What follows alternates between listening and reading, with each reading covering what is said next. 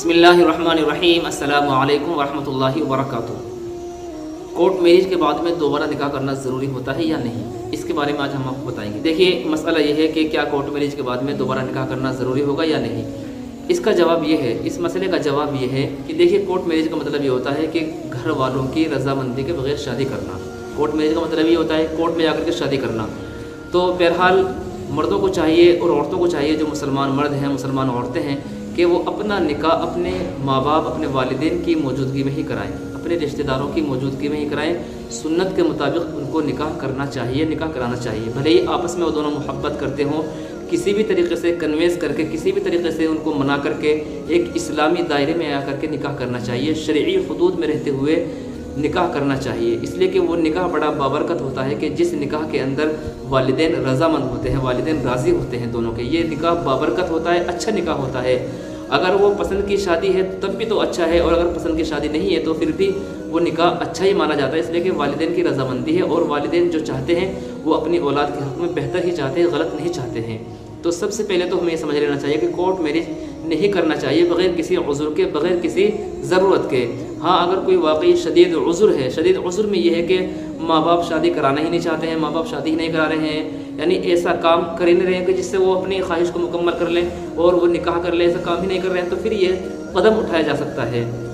Otherwise ایسا کام نہیں کرنا چاہیے۔ تو بہرحال کورٹ میرج کے بعد میں نکاح، اس مسئلے کا جواب یہی ہے کہ کورٹ میرج کرتے وقت، جس وقت کورٹ میرج ہو رہا ہے، اگر انہوں نے آپس میں یعنی ایجاب و قبول نہیں کیا، ایجاب و قبول نہیں کیا اور نہ دو گواہ وہاں پر ہیں، بس انہوں نے کہہ دیا کہ یہ ہمارا نکاح ہے، ہمارا نکاح کر دیجئے، تو کورٹ میرج میں سائن کے ذریعے سے اس طریقے سے نکاح ہو گیا اور کوئی وہاں پر دو گواہ نہیں تھے، تو چونکہ نکاح نہیں مانا جائے گا، شرعی اعتبار سے نکاح نہیں ہوا، کورٹ میرج تو اس کا مان لیا جائے گا، کیونکہ اس کے ڈاکومنٹس کے آدھار پر یہ سائن وغیرہ ہو گئے، تو یہ تو کورٹ میرج تو ہو گیا، لیکن نکاح ابھی باقی ہے۔ نکاح کے لیے ایجاب اور قبول کرنا، ایجاب کا مطلب یہ ہوتا ہے کہ لڑکا یہ کہہ دے کہ میں نکاح کرنا چاہتا ہوں، اور لڑکی یہ کہہ دے کہ میں قبول ہے مجھے۔ یہ اس کی دوسری صورت یہ ہے کہ لڑکی خود یہ کہے کہ میں تم سے نکاح کرنا چاہتی ہوں، اور لڑکا یہ کہہ دے کہ ٹھیک ہے مجھے قبول ہے، دونوں میں سے کوئی بھی یہ قبول کر لے، دونوں میں سے کوئی بھی ایک ایجاب کر دے، تو اس کو ایجاب اور قبول کہتے ہیں۔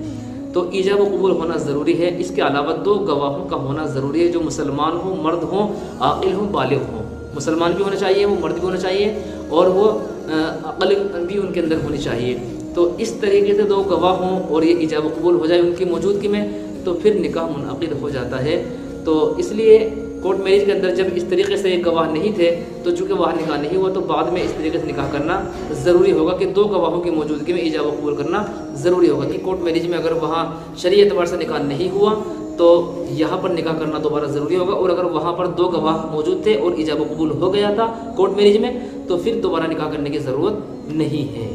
امید ہے بات آپ کی سمجھ میں آ گئی ہوگی۔ آپ کے بھی کوئی مسائل ہو، کوشچنز ہو، کمنٹ باکس میں لکھ دیں، انشاءاللہ اگلی ویڈیو میں اس کو بتایا جائے گا۔ تب تک کے لیے اجازت، السلام علیکم ورحمۃ اللہ وبرکاتہ۔